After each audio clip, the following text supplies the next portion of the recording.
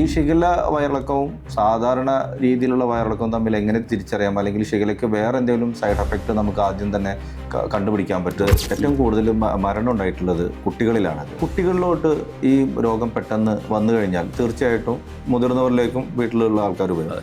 അപ്പോൾ എന്തുകൊണ്ടാണ് ഇത് ആദ്യം തന്നെ കുട്ടികളിലോട്ട് വരുന്നത്? ഈ കോവിഡിൻ്റെ ഒരു പാൻഡമിക് സിറ്റുവേഷൻ നമ്മളുണ്ടായപ്പോൾ ഒരു പനി വന്നു കഴിഞ്ഞാൽ നമ്മളത് അൺടിൽ ആൻഡ് അൺലെസ് അത് പ്രൂവ് ചെയ്യുന്നത് വരെ നമ്മളത് കോവിഡാണെന്നുള്ളതൊക്കെ തന്നെയാണ് ട്രീറ്റ് ചെയ്യുന്നത്. ഈ ചില മരുന്നുകൾ കിട്ടും, ഈ പെട്ടെന്ന് വയറിളക്കം നിൽക്കാൻ വേണ്ടിയിട്ടുള്ള ചില മരുന്നുകൾ കിട്ടും. അതൊന്നും ഒരു കാരണവശാലും കഴിക്കരുത്.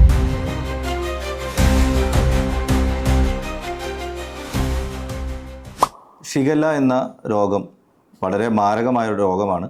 ഇന്ന് കേരളത്തിൽ എല്ലായിടത്തും പരന്നുകൊണ്ടിരിക്കുന്ന ഒരു രോഗമാണ്. ഈ രോഗത്തെക്കുറിച്ചിട്ട് കൂടുതൽ അറിയാനും ഈ രോഗം എങ്ങനെ തടയാമെന്നും ഈ രോഗം വന്നാൽ എങ്ങനെ ചികിത്സിച്ച് മാറ്റാമെന്നും ഇന്ന് നമ്മോടൊപ്പം ഉള്ളത് UAE പ്രശസ്തനായ ഡോക്ടർ ജമാലുദ്ദീൻ അബൂബക്കറാണ്. ഡോക്ടറോട് നമുക്ക് കൂടുതൽ കാര്യങ്ങൾ ഈ രോഗത്തെക്കുറിച്ച് ചോദിക്കാം. ഡോക്ടർ നമസ്കാരം. നമസ്കാരം. ഷിഗല്ല എന്ന പേര് കേൾക്കുമ്പോൾ തന്നെ ഇപ്പോൾ പേടിച്ച് വിറക്കുന്ന ഒരവസ്ഥയിലോട്ടാണ് കേരളം എത്തിക്കൊണ്ടിരിക്കുന്നത്. അതെ. എന്താണ് ഈ ഷിഗല്ല? ഷിഗല്ല എന്നൊരു ബാക്ടീരിയ ആണ്. ഇത് പടരുന്നത് മലിനജലത്തിലൂടെയാണ്. മലം കലർന്നിട്ടുള്ള വെള്ളം നമ്മൾ കുടിക്കുകയോ അല്ലെങ്കിൽ ഭക്ഷണം നമ്മൾ കഴിക്കുകയോ ചെയ്യുമ്പോഴാണ് ഈ ഷിഗല്ല എന്ന രോഗാണു നമ്മുടെ ശരീരത്തിലേക്ക് കയറുന്നത്. ഇതിൻ്റെ ഒരു പ്രത്യേകത എന്താണെന്ന് വെച്ചാൽ ചെറിയൊരു ഡോസ് മതി. അതായത് കുറച്ചൊരു ഷിഗല്ല നമ്മുടെ വയറ്റിൽ ചെന്നാൽ തന്നെ അത് മാരകമായിട്ടുള്ള വയറിളക്കവും അതിനോട് ബന്ധപ്പെട്ടുള്ള സിംറ്റംസും ഉണ്ടാക്കാൻ ശക്തിയുള്ള ഒന്നാണിത്.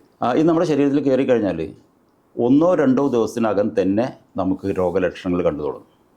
ഇതിപ്പോൾ കേരളത്തിൽ എന്തുകൊണ്ടാണ് ഈ ഷിഗല്ല ഇത്രയും ഇതെങ്ങനെയാണ്? ഇപ്പോൾ മഴക്കാലത്ത് സെപ്റ്റിക് ടാങ്കുകളുണ്ടാവും. ഈ സെപ്റ്റിക് ടാങ്കുകൾ, കുളം, പുഴ, ഇതൊക്കെ നിറഞ്ഞു ഒഴുകുന്ന ഒരവസരമാണ് ഇപ്പോൾ.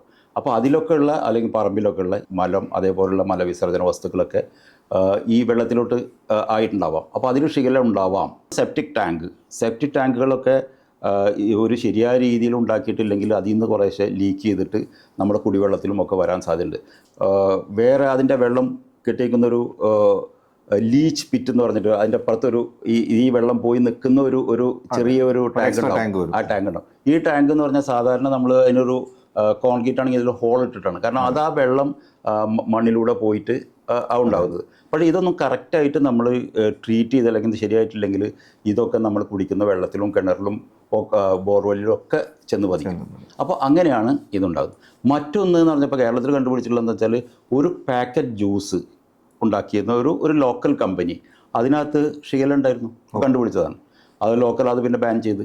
അപ്പോൾ ഇവിടെ 2 നിലക്കുണ്ട്. ഒന്ന് ഫുഡ് ഹാൻഡ്ലിങ് ഉണ്ടാകുന്നത്. അപ്പോൾ ചിലപ്പോൾ കുട്ടിക്കൊരു വയറിളക്കം ഉണ്ടെങ്കിൽ അമ്മ കുട്ടിയുടെ ഡയപ്പർ ചേഞ്ച് ചെയ്യുന്നു. അപ്പോൾ കുട്ടിയുടെ അമ്മ ശരിക്കും കൈ കഴുകിയില്ലെങ്കിൽ അത് അമ്മ പിന്നെ പോയിട്ട് നമ്മൾ ഭക്ഷണം ഉണ്ടാക്കുന്ന വീട്ടിലുള്ളവർക്ക് ഭക്ഷണം കൊടുക്കുന്നു. അപ്പോൾ അവിടെ എല്ലാവർക്കും അസുഖം വരാം. അപ്പോൾ നമ്മൾ ഈ കുട്ടിയെ അതേപോലെ പ്രായമായിട്ടുള്ള ഒരാളുകൾ കിടക്കുന്നുണ്ടാവും. അവരെ നമ്മൾ പരിപാലിപ്പിക്കുമ്പോൾ അവർ അത് കഴിഞ്ഞ് അവർ കൈ ശരിക്ക് കഴിയില്ലെങ്കിൽ ഇത് വരും. അപ്പോൾ ഒരു ഹാൻഡ് ഹൈജീൻ എന്നുള്ളത്, ഒരു പേഴ്സണൽ ഹൈജീൻ എന്നുള്ളത് വളരെ അത്യാവശ്യമുള്ള ഒരു കാര്യമാണ് ഇത്തരത്തിലുള്ള രോഗാണുക്കളൊക്കെ വ്യാപിക്കുന്ന ഈ അവസരത്തിൽ. അപ്പോൾ ഹാൻഡ് ഹൈജീൻ, കൈ കഴുകണം, സോപ്പും വെള്ളമിട്ട് കൈ കഴുകിയാൽ നമുക്ക് ഇതുണ്ടാവും. ഏറ്റവും ഫലപ്രദമായിട്ടുള്ള ക്ലോറിനേഷൻ എന്നുള്ളത്, ക്ലോറിനേറ്റ് ചെയ്യുക എന്നുള്ളത്, അത് ഞാൻ പറയാം. ഒന്ന് വെള്ളത്തിലൂടെ കണ്ടാമിനേഷൻ വരുന്നു, നമ്മുടെ ഫുഡിലൂടെ നേരത്തെ പറഞ്ഞ പാക്കറ്റ് ജ്യൂസിലുണ്ടായി അത് കണ്ടുപിടിച്ചു എന്ന് പറയുന്നത്. അപ്പോൾ ഇങ്ങനെ 2 നിലക്കും ഇത് വരാം. ഈ ഷിഗല്ല വയറിളക്കവും സാധാരണ രീതിയിലുള്ള വയറിളക്കവും തമ്മിൽ എങ്ങനെ തിരിച്ചറിയാം, അല്ലെങ്കിൽ ഷിഗല്ലയ്ക്ക് വേറെ എന്തെങ്കിലും സൈഡ് എഫക്റ്റ് നമുക്ക് ആദ്യം തന്നെ കണ്ടുപിടിക്കാൻ പറ്റുമോ? പല രോഗങ്ങളുടെയും ലക്ഷണങ്ങൾ ചിലപ്പോൾ ഒരു ഓവർലാപ്പിംഗ് ഉണ്ടാവും. ഇപ്പോൾ നമുക്ക് രോഗലക്ഷണങ്ങളിൽ നിന്ന് മാത്രം ഇത് ഇന്ന കാരണങ്ങളുണ്ടാവണമെന്ന് എന്ന് പറയാൻ ചിലപ്പോൾ ബുദ്ധിമുട്ടുണ്ടാവും. ഇപ്പോൾ വൈറൽ ഇത് വരാം. പക്ഷേ ഇപ്പോൾ നമ്മളുടെ ഈ സാഹചര്യം, പ്രത്യേക സാഹചര്യം വെച്ചിട്ട്, അതായത് ഇതാണ് മൺസൂൺ കാലമാണ്, മഴവെള്ളം ഉണ്ടാകുന്ന കാലമാണ്. കണ്ടാമിനേഷൻ, ഞാൻ നേരത്തെ പറഞ്ഞ പോലെ സെപ്റ്റിക് ടാങ്ക് അങ്ങനെയുള്ള കാര്യങ്ങളൊക്കെ കണ്ടാമിനേഷൻ വരാനുള്ള സാധ്യതയാണ്. അപ്പോൾ അതുകൊണ്ടും നേരത്തെ നമ്മൾ കണ്ടുപിടിച്ചിട്ടുണ്ട് ഷിഗല്ലയാണ് ഈ അസുഖം എന്നുള്ളത്. അതുകൊണ്ട് ഷിഗല്ലയാണ് എന്നുള്ളത് നമുക്ക് ഏകദേശം അനുമാനിക്കാൻ സാധിക്കും. ഈ സമയത്ത് വരുന്ന കാര്യങ്ങളൊക്കെ അങ്ങനെയാണ്. അങ്ങനെ കോവിഡ് സമയത്ത് നമ്മൾ അങ്ങനെയുള്ളൂ. പനി വരുമ്പോൾ കോവിഡിൻ്റെ ഒരു പാൻഡമിക് സിറ്റുവേഷൻ നമ്മളുണ്ടായപ്പോൾ ആ കോവിഡ് വന്ന ആളുകൾ ഇപ്പോൾ ഒരു പനി വന്നു കഴിഞ്ഞാൽ നമ്മളത് അൺടിൽ ആൻഡ് അൺലെസ് അത് പ്രൂവ് ചെയ്യുന്നത് വരെ നമ്മളത് കോവിഡാണെന്നുള്ളതൊക്കെ തന്നെയാണ് ട്രീറ്റ് ചെയ്യുന്നത്. നമ്മളതിൻ്റെ ഫലം വന്നു കഴിഞ്ഞിട്ട് അത് നെഗറ്റീവ് ആണെങ്കിൽ മാത്രമാണ് അയാളെ നമ്മൾ ക്വാറന്റൈൻ ചെയ്യുന്നതും ബാക്കിയുള്ളതെന്ന് മാറ്റി വെക്കുന്നത്. അപ്പോൾ ഇത് ഇപ്പോഴത്തെ ഒരു സാഹചര്യത്തിൽ ഇത് വയറിളക്കം വന്നു കഴിഞ്ഞാൽ അത് ഷിഗല്ലയാണെന്ന് തന്നെയാണ് നമ്മൾ അനുമാനം. അപ്പോൾ ഇതിൻ്റെ ലക്ഷണം എന്ന് പറയുന്നത് വളരെ സിവിയർ ആയിട്ടുള്ള വയറുവേദന ഉണ്ടാവും, വയറിളക്കം ഉണ്ടാവും. വയറിളക്കം എന്ന് പറഞ്ഞാൽ അതിനകത്ത് കഫം പോവും, രക്തവും ഉണ്ടാവും. അതാണ് ഇതിൻ്റെ ഏറ്റവും ഇതായിട്ട് നല്ല. പിന്നെ പനി ഉണ്ടാവും. പിന്നെ ഡീഹൈഡ്രേഷൻ, അതായത് നമ്മൾ ഈ വയറിളക്കം ഇങ്ങനെ പോകുന്ന കാരണം നമ്മളെ ജലാംശം ശരീരത്തിൽ നഷ്ടപ്പെടുകയും ഡീഹൈഡ്രേഷൻ ഉണ്ടാവുകയും ചെയ്യും. ഈ ഡീഹൈഡ്രേഷൻ പിന്നെ ചില കോംപ്ലിക്കേഷൻ ഉണ്ട്, ചിലപ്പോൾ കിഡ്നിനെ ബാധിക്കാണ്ട്. ഒരു ഹ്യൂമോലൈറ്റിക് യൂറിമിക് സിൻഡ്രോം എന്ന കുറഞ്ഞ ചില അസുഖങ്ങളുണ്ട്, കിഡ്നിനെ ബാധിക്കുന്ന ഇതിൻ്റെ ഒരു കോംപ്ലിക്കേഷനാണ്. പിന്നെ ചിലപ്പോൾ ഇത് വളരെ ഇതുണ്ടായിട്ട് നമുക്ക് ചിലപ്പോൾ ന്യൂറോളജിക്കലായിട്ട് ചിലപ്പോൾ ഫിക്സ് ഒക്കെ വരാനുള്ള സാധ്യതയുണ്ട്. അപ്പോൾ ഇങ്ങനെയൊക്കെയുള്ള കോംപ്ലിക്കേഷൻസ് ഇതിന് വരാൻ സാധ്യതയുണ്ട്. അതാണ് ഇത് നമ്മൾ തുടക്കത്തിലേ ഇത് നമ്മൾ കാര്യമായിട്ട് തന്നെ ഇതിനെ നമ്മൾ പരിഗണിക്കണം എന്ന് പറയുന്നത്. തീർച്ചയായിട്ടും നമുക്ക് ഈ വയറിളക്കം ഇതൊക്കെ ഉണ്ടെങ്കിലും നമ്മൾ എന്താണ് ചെയ്യാനുള്ളത് വെച്ചാൽ നമ്മൾ ഡീഹൈഡ്രേഷൻ എന്ന് വെച്ചാൽ വെള്ളം കുടിച്ച് നമ്മുടെ ശരീരത്തിൻ്റെ ആ ജലാംശം നിലനിർത്തുക എന്നുള്ളതാണ് നമ്മൾ ചെയ്യേണ്ടത്. അത് നമുക്ക് ORS സുലഭമായിട്ട് നമുക്ക് ലഭിക്കും. ഇതൊന്നും അല്ലെങ്കിൽ നമുക്ക് വീട്ടിലുണ്ടാക്കുന്ന കഞ്ഞിവെള്ളം കുടിക്കാം, കഞ്ഞിവെള്ളം ഉപ്പിട്ട് കുടിച്ചാൽ മതി. ഇതൊന്നും അല്ലെങ്കിൽ നമുക്കൊരു ഗ്ലാസ് വെള്ളത്തിൽ 1 സ്പൂൺ ഷുഗറോ 1 നുള്ള് ഉപ്പും കുറച്ച് വേണമെങ്കിൽ ടേസ്റ്റിന് വേണ്ടിയിട്ട് ഒരു ലെമണും കൂടി പിഴിഞ്ഞിട്ട് അത് കുറേശ്ശെ കുടിക്കുക. എന്തൊക്കെ തന്നെ ആയാലും ഡീഹൈഡ്രേഷൻ വരാതെ നോക്കുക എന്നുള്ളതാണ് ഏറ്റവും പ്രധാനമായിട്ടുള്ള ചികിത്സ. പിന്നെ ചികിത്സിച്ച് ഇത് നോക്കി നമ്മളതിൻ്റെ കാരണങ്ങൾ എന്താണെന്ന് കണ്ടുപിടിച്ച് ചികിത്സിക്കാൻ ചിലപ്പോൾ ഡോക്ടറെ കാണിച്ചിട്ട് ചിലപ്പോൾ ചില മരുന്നുകളൊക്കെ ഉണ്ട്, ആൻറ്റിബയോട്ടിക്സ് ഒക്കെ ഉണ്ട്. പക്ഷേ അതൊക്കെ ഡോക്ടറോട് ചോദിച്ചിട്ട് മാത്രമല്ല നമ്മൾ പെട്ടെന്ന് തന്നെ മരുന്ന് വാങ്ങിച്ച് കഴിക്കാനുള്ളത്. പിന്നെ ഒരു കാര്യം പ്രത്യേകം പറയാനുള്ളത് എന്താണെന്ന് വെച്ചാൽ ഈ ചില മരുന്നുകൾ കിട്ടും, ഈ പെട്ടെന്ന് വയറിളക്കം നിൽക്കാൻ വേണ്ടിയിട്ടുള്ള ചില മരുന്നുകളുണ്ട്, ലോമോട്ടിൽ എന്നൊക്കെ പറഞ്ഞ ചില മരുന്ന്. അതൊന്നും ഒരു കാരണവശാലും കഴിക്കരുത്. ഇതെന്താണെന്ന് വെച്ചാൽ ശരീരത്തിൻ്റെ ഒരു പ്രവൃത്തി, നമ്മുടെ ശരീരത്തിലൊരു നമ്മൾ രോഗാണു കയറി കഴിഞ്ഞാൽ ശരീരത്തിൻ്റെ പ്രവൃത്തി എന്താണെന്ന് വെച്ചാൽ ഈ രോഗാണുവിനെ പുറന്തള്ളുക എന്നുള്ളതാണ് ഫസ്റ്റ് ഡിഫൻസ് മെക്കാനിസം എന്ന് പറയുന്നത്. അപ്പോൾ ഇതിനെ നമ്മുടെ ശരീരം ഈ ഷിഗല്ലയെ പുറന്തള്ളിക്കൊണ്ടിരിക്കുകയാണ് ചെയ്യുന്നത്. അപ്പോൾ അത് നമ്മളവിടെ നിർത്തിക്കഴിഞ്ഞാൽ ഈ ബാക്ടീരിയ നമ്മുടെ ശരീരത്തിൽ നിന്ന് അവിടെ തന്നെ നിൽക്കുകയാണ് ചെയ്യുക. അപ്പോൾ നിൽക്കുമ്പോൾ കൂടുതൽ രോഗങ്ങൾ ഒരു ഇതിൽ വരും. അപ്പോൾ ഒരു കാരണവശാലും വയറിളക്കം നിൽക്കുന്ന മരുന്ന് ഒരിക്കലും കഴിക്കരുത്. ഇത് വരട്ടെ, അതിൻ്റെ ഒരു സമയം വരുമ്പോൾ അത് അങ്ങ് മാറുകയും ചെയ്യും. ഇപ്പോൾ റിപ്പോർട്ട് ചെയ്തുള്ള ഇത് വെച്ചിട്ട് ഏറ്റവും കൂടുതൽ മരണം ഉണ്ടായിട്ടുള്ളത് കുട്ടികളിലാണത്. കുട്ടികളിലോട്ട് ഈ രോഗം പെട്ടെന്ന് വന്നു കഴിഞ്ഞാൽ തീർച്ചയായിട്ടും മുതിർന്നവരിലേക്കും വീട്ടിലുള്ള ആൾക്കാർ വരും. അപ്പോൾ എന്തുകൊണ്ടാണ് ഇത് ആദ്യം തന്നെ കുട്ടികളിലോട്ട് വരുന്നത്? ഏത് രോഗവും വളരെ സിവിയറായിട്ട് ബാധിക്കുന്ന കുട്ടികളാണ്, പ്രത്യേകിച്ച് 5 വയസ്സിന് താഴെയുള്ള കുട്ടികൾ.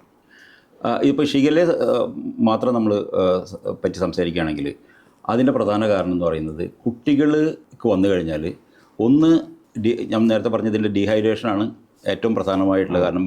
ജലാംശം നഷ്ടപ്പെടുകയും നഷ്ടപ്പെട്ട് അതിനോട് ബന്ധപ്പെട്ടുള്ള കോംപ്ലിക്കേഷൻസിലാണ് കാര്യങ്ങളൊക്കെ കൂടുതൽ വഷളാകുന്നത്.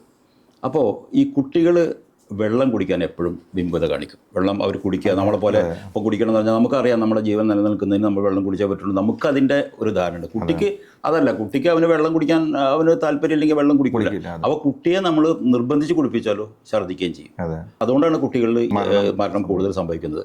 പക്ഷേ അങ്ങനെ സംഭവിക്കുമ്പോൾ എന്ന് വെച്ചാൽ കുട്ടികൾ വെള്ളം കുടിക്കുന്നില്ല, ഡീഹൈഡ്രേഷൻ ഉണ്ട്, അവന് തളർന്നു പോകുന്നു എന്ന് വെച്ചാൽ ഉടനെ തന്നെ നമ്മൾ ഡോക്ടറെ കാണിക്കും, ഹോസ്പിറ്റലിൽ പോകുമ്പോൾ അവർക്ക് ചിലപ്പോൾ IV ഫ്ലൂയിഡ്സ് അങ്ങനെയുള്ള അവരെ ഈ റീഹൈഡ്രേഷൻ ചെയ്യാനുള്ള ഇതുകളും ചെയ്യണം. അപ്പോൾ എങ്ങനെ ഇപ്പോൾ ഡീഹൈഡ്രേഷൻ എന്നുള്ളത് നമുക്ക് മനസ്സിലാവും. അതൊന്ന് വളരെ പ്രധാനപ്പെട്ട ഒരു കാര്യമാണ്. എന്താ വെച്ചാൽ ഒന്ന് നമ്മുടെ നാവ് വരളും, നമുക്ക് ദാഹം നിലണ്ടാവും, നാവ് ഇങ്ങനെ വരണ്ട പോലുള്ളത് ഉണ്ടാവും. പിന്നെ നമുക്ക് ശരീരത്തിന് ചിലപ്പോൾ ചൂട് തോന്നാം, ചിലപ്പോൾ ചൂടുണ്ടെങ്കിലും നമുക്ക് വിയർക്കില്ല, വിയർക്കാതിരിന്നിട്ട് നമുക്ക് ഇങ്ങനെ വല്ലാതെ ചൂട് തോന്നുമ്പോൾ പക്ഷേ വിയർക്കുന്നു. വിയർത്താലല്ലേ നമ്മുടെ ചൂട് കുറയുള്ളൂ ശരീരത്തിൽ, അതുണ്ടാകുന്നില്ല. കാരണം ജലാംശം കുറവാണ് ശരീരത്തിൽ, അതുകൊണ്ട് വിയർക്കുന്നില്ല. ചിലപ്പോൾ യൂറിൻ വളരെ കുറച്ചായിട്ടേ പോവുള്ളൂ, ഇനി പോകുന്നത് തന്നെ വളരെ ഹൈ കളേർഡ് ആയിട്ടുള്ള, വളരെ കോഫി ബ്രൗൺ ഒക്കെ ആയിട്ടുള്ള കളർ, അങ്ങനെ ഹൈ കളേർഡ് ആയിട്ടുള്ള യൂറിൻ പോകും. അതും വളരെ സ്കാൻറ്റി യൂറിൻ, വളരെ കുറച്ച് യൂറിനേ പോവുള്ളൂ. പിന്നെ വേറെ പ്രധാനമായിട്ടുള്ള കാര്യം എന്ന് പറഞ്ഞാൽ ഇപ്പോൾ ഇന്നലെ നമ്മൾ നോക്കുമ്പോൾ ഒരു 70 കിലോ ഉണ്ടായിരുന്നു, ഇന്ന് നോക്കുമ്പോൾ 2-3 കിലോ പെട്ടെന്ന് കുറഞ്ഞു വെച്ചാൽ അത് എന്തുകൊണ്ടാണെന്ന് വെച്ചാൽ ഡീഹൈഡ്രേഷൻ തന്നെയാണ്. നമ്മുടെ ശരീരത്തിന് ജലാംശം നഷ്ടപ്പെടും. ഇതൊക്കെ വെച്ചിട്ട് നമുക്കറിയാം വളരെ സിവിയറായിട്ടുള്ളൊരു നമ്മുടെ ശരീരത്തിൽ ഡീഹൈഡ്രേഷൻ ഉണ്ടായിട്ടുണ്ട്. അതുകൊണ്ട് അതിന് പ്രതിവിധി ഉടനെ തന്നെ കാണണം, ഇല്ലെങ്കിൽ അത് മാരകമായിട്ടുള്ള വേറെ പ്രശ്നങ്ങളിലോട്ട് പോകാം. അത് വന്നാൽ കിഡ്നിനെ ബാധിക്കും, നമ്മൾ കിഡ്നി ഫെയിലിലോട്ട് വരാം, ഹാർട്ടിൽ പ്രശ്നങ്ങൾ വരാം. ഡീഹൈഡ്രേഷൻ ആകുമ്പോൾ വേറെ എന്തുണ്ടാവും, ചെറിയ ക്ലോട്ടുകളൊക്കെ നമ്മുടെ ഇതിലുണ്ടാവും, ചെറിയ അത്രയും സിവിയറായിട്ട് പോയി കഴിഞ്ഞാൽ അത് വന്നിട്ട് ആ ക്ലോട്ട് വേറെ എവിടെയെങ്കിലുമൊക്കെ വരുമ്പോൾ മറ്റ് ഇതിനോട് ബന്ധപ്പെട്ടുള്ള മറ്റു പ്രശ്നങ്ങളുണ്ടാവും. അപ്പോൾ അത് ശ്രദ്ധിക്കണം. ഡീഹൈഡ്രേഷൻ എന്നുള്ളത് വളരെ നമ്മൾ അങ്ങനെ ലാഘവത്തോടെ കാണേണ്ട ഒന്നല്ല. അപ്പോൾ ഷിഗല്ലയിൽ ഈ പ്രശ്നവും അത് തന്നെയാണ്. അപ്പോൾ അത് നമ്മൾ ഒഴിവാക്കാൻ വേണ്ടത്ര മുൻകരുതലുകൾ എടുത്തേ പറ്റൂ.